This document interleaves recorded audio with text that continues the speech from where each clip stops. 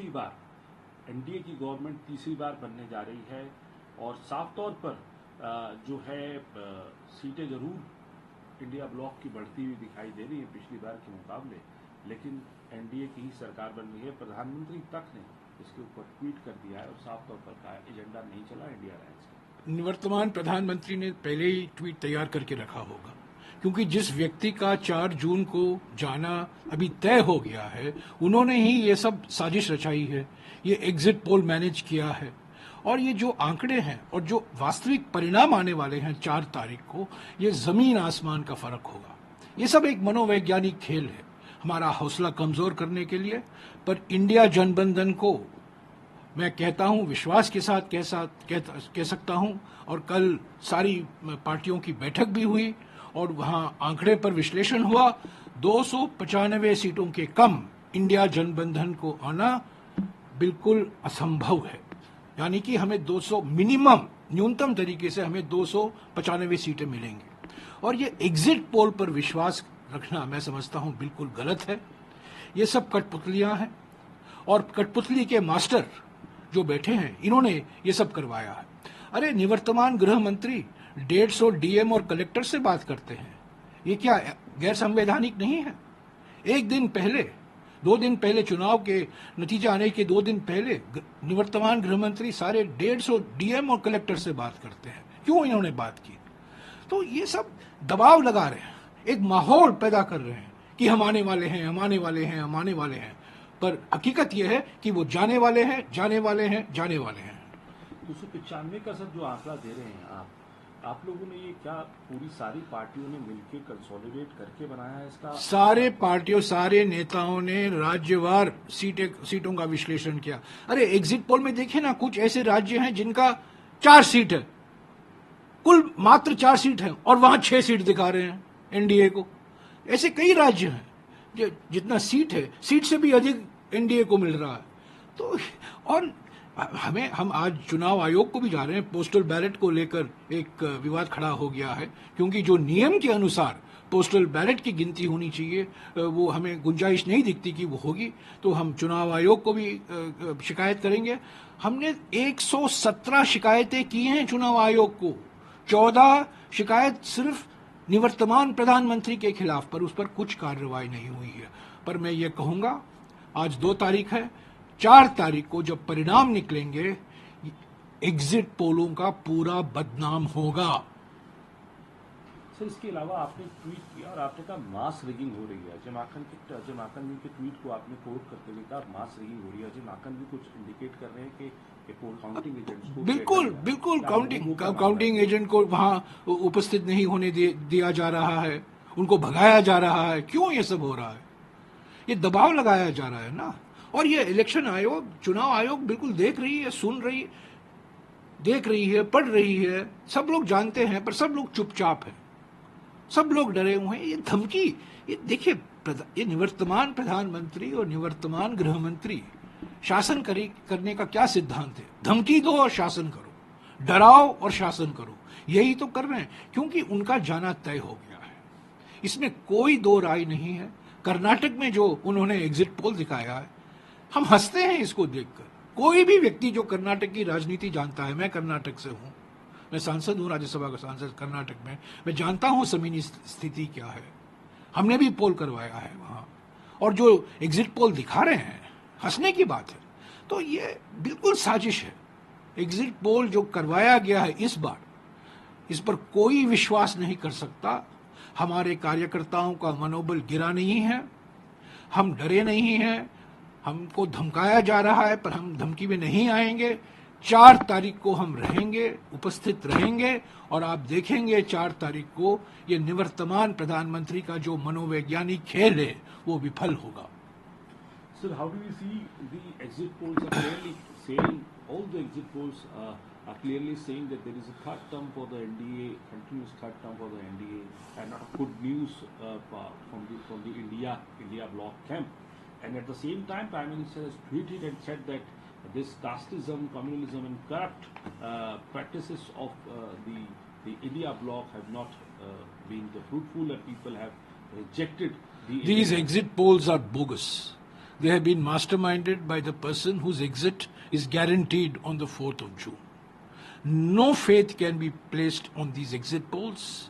These have all been masterminded by the outgoing Prime Minister and the outgoing Home Minister. The outgoing Home Minister has spoken to 150 DMs and collectors. On what basis is he speaking to these DMs and collectors? Unprecedented step. And in some of these states, the exit polls are giving the number of seats being given to the NDA exceed the number of seats that are there in that particular state. It's laughable, it's ludicrous. So we don't accept these we reject these exit polls categorically. These are all psychological games being played by the outgoing Prime Minister to put pressure on us, to lower our morale, to give a signal to our counting agents, sab khatam ho gaya hai. But I'll tell you, on the 4th of June, when the actual results come out, the India Janbandhan will exceed 295 seats. That was the state-wise analysis that was done by leaders of all the India Janbandhan parties who had assembled yesterday. That was their conclusion, that they would reach a minimum of 295 seats. Now, I think this whole exit poll is a game, is a conspiracy, and it's really an insult to democracy that we have such exit polls coming out.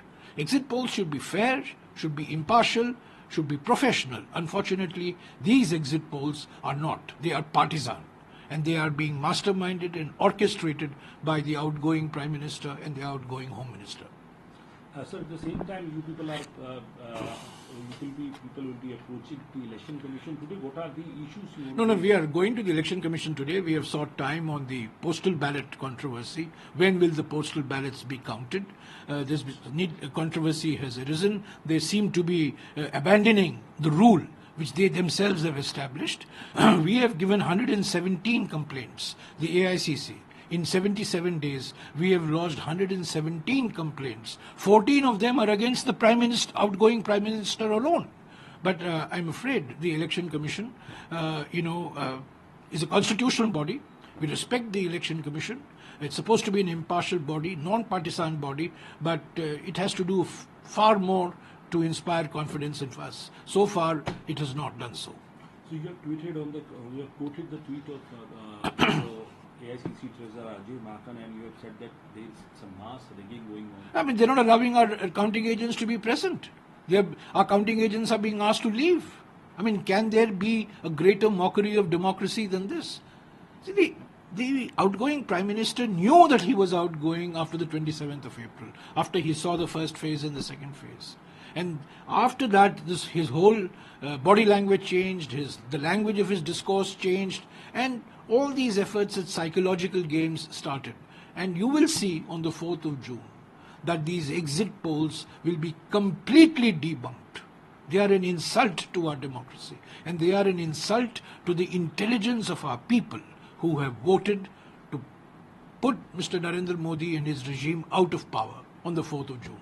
Because sir, you were telling us during the election that South में BJP साफ और North में half. मैं अभी भी कहता हूं, दक्षिण में साफ, उत्तर भारत, पश्चिम भारत और पूर्वी भारत में हाफ. 295 सीटों के कम इंडिया जनबंधन को मिलने के लिए कोई गुंजाइश नहीं है. यानी कि हमें 295 के ऊपर ही मिलेंगे.